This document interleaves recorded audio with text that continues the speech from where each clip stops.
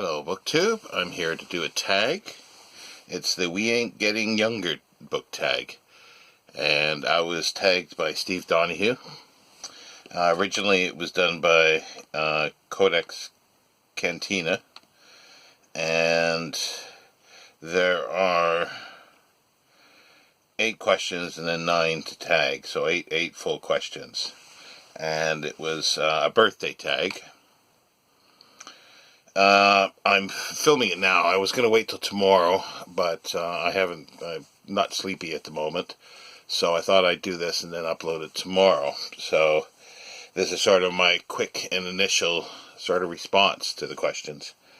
Number 1 is, well, it's proven too many birthdays can kill you. The amount of cake we can eat is still under debate. Name the most recent book that gave you a sugar book high.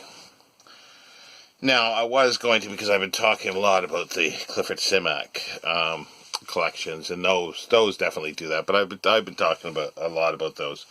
One that sort of brought me back to sort of sheer pure enjoyment of French literature, 19th century French literature, because there was a time when I read a lot of it. A lot of Balzac, Zola,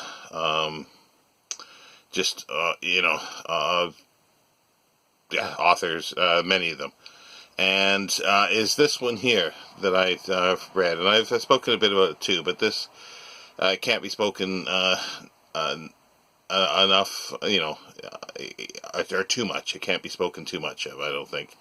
It's Gustave Flaubert, it's Bouvillard and Pouchet, and this year, it's not sort of in of itself a hugely perfect or fabulous novel, but I really enjoyed it. I enjoyed the characters, the characterizations, the eccentric characters, and it reminded me of sort of the precursors of sort of our earlier humor that even Woodhouse uses, Jerome K. Jerome, and a lot of them, like really good humor. And it reminded me of the sheer joy that I get from reading 19th century French writers, like Balzac, like Victor Hugo, like Alexander Dumas, and like the list just goes on. So this would be the one, I think, that would do that. Number 2, sometimes we get older and wiser instead of older. No, oh, sorry. Sometimes we get older and wider instead of older and wiser. Name the longest book you've ever read. That was a little difficult because I wasn't sure if I could do multi-volumes on things or not. But recently, sort of the longest is this one here. It's The Mysteries of Paris. The Mysteries of Paris by Eugene Sue. And it clocks in at just over 1,350 pages. To be exact, if you include the letter, it's 1,363 pages. Now, other ones that I've read that are almost as long as this is Les Miserables.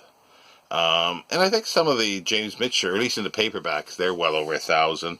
Like The Source, The Covenant. And I've reread The Covenant recently. So yeah, and as I say, so I thought I'd choose that was as a single book rather than multi-volumes. Number 3, the best part about pictures is that they're always a younger version of you. Name a book that you enjoyed more the first time you read it than the second. And if you've never reread, why not? I do reread. I can't think of anything that I liked less the second time, other than I could be a little pedantic here. I read 1984. And Animal Farm, George Orwell, when I was in high school many, many years ago. I didn't like it then. I reread it. I still didn't like it, but maybe more so on a level because I saw all the flaws in both those books. I didn't think they were very well crafted. I thought they were very poorly written as novels. However, I came to appreciate it in different ways. So I suppose that will be my answer, because I can't think of anything else that I've reread that I've liked less than the first time. I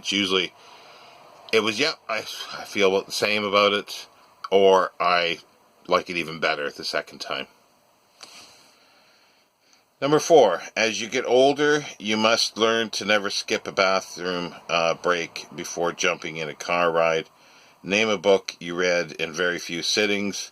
Have you ever walked to the bathroom holding a book and then blindly fumbled for the door handle? The only time I fumble for the door handle of the toilet is about 3 a.m., half asleep, walking down the hall. There's it's motion sensors, lights, but it usually waits until I get near the door, and then all of a sudden it's on, and then I'm blinded.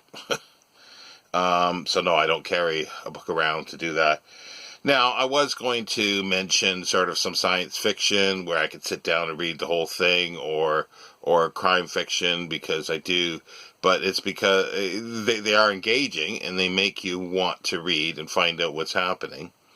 But the one that I sort of was looking, because I've been doing my sort of books about books and that, and I just consulted this for something. It's not an academic book in any way. It is by Judith Flanders. It's The Invention of Murder: How the Victorians reveled in death and detection and created modern crime. Now, I got this from a little remainder shop here in town approximately 10 years ago. Oh, it needs some cleaning. Approximately 10 years ago. I've read it twice. Because it's not just true crime material. She goes into quite a bit about the Penny Dreadfuls, but I'm not a big true crime reader, except I am interested in 19th century true crime, and particularly if it happens around London. Now, this was published by Harper Press in 2011. It looks like it's the first printing. But and I think I started reading this. It's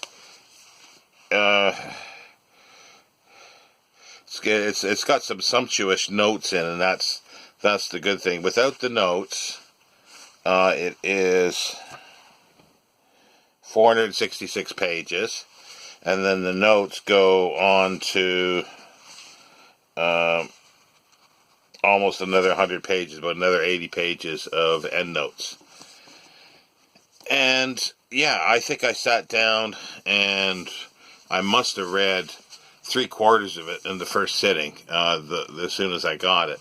And then I read the rest later that evening. So I think I read it all basically in a day almost. Or it might have gone into the next day, but I did read a lot. And then the next question is 5.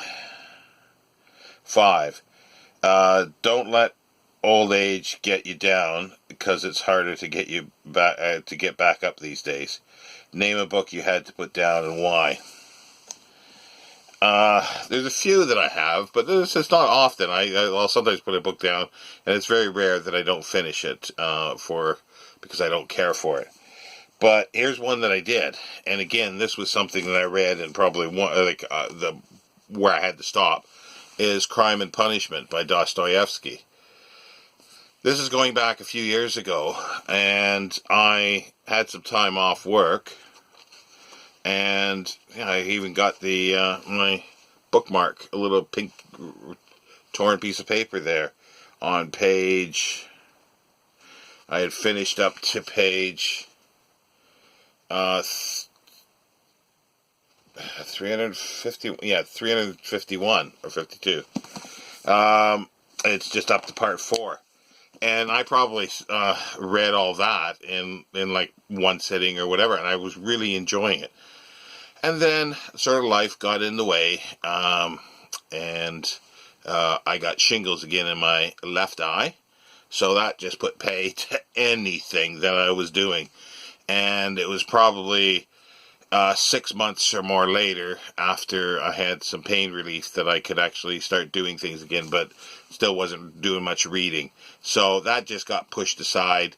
But I've kept it, and I do want to read it, or finish it, but I will read it from the beginning again, definitely, because I thoroughly enjoyed it.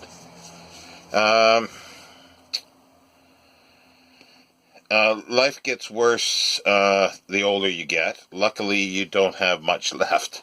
Name a book that slowly turned sour for you, but you finished anyways.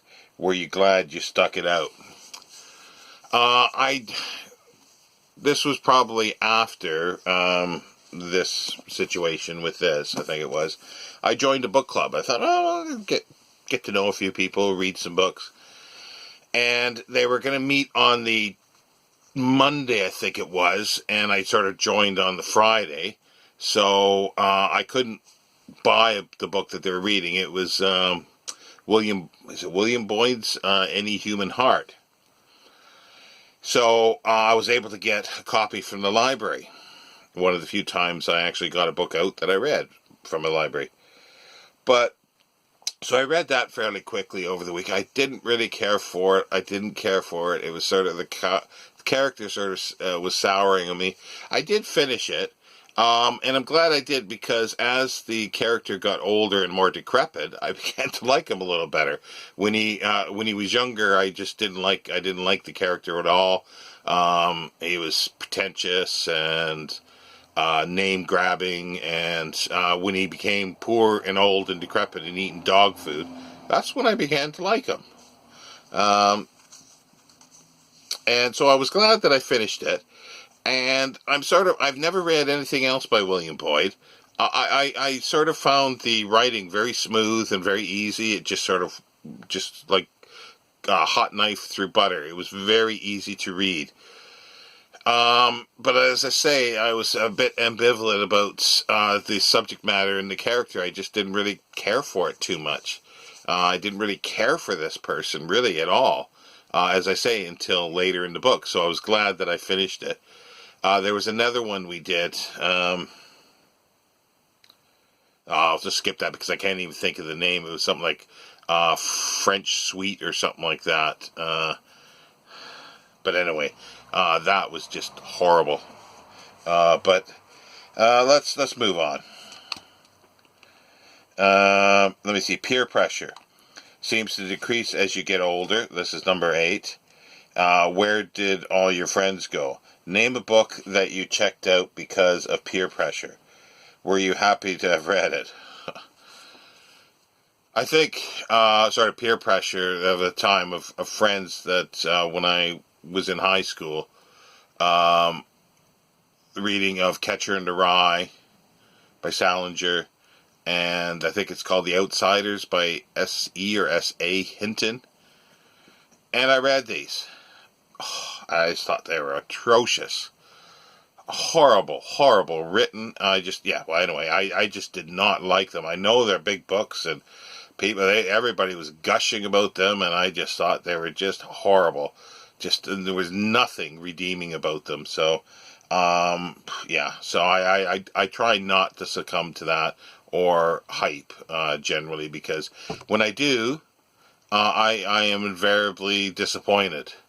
So I like discovering stuff on my own, or somebody sort of saying, oh, this is what the book's about.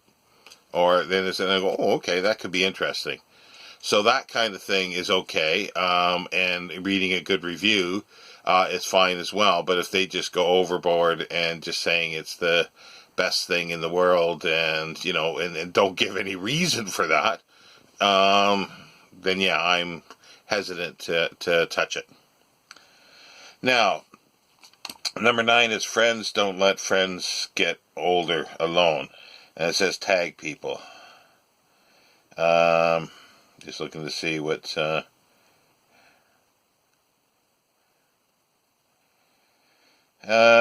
I think this time I won't tag anybody, because he's tagged most, I think, everybody that I would. And I will pass on the tagging. So there is my the We Ain't Getting Younger book tag, even though I am.